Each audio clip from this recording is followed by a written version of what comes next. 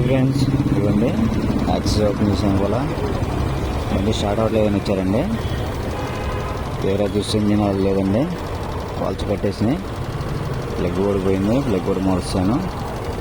ఇవ్వండి ప్లగ్ పోయింది.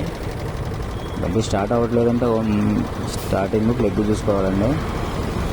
ప్లగ్ తర్వాత ఇంజిన్ అది చూసుకోవాలా.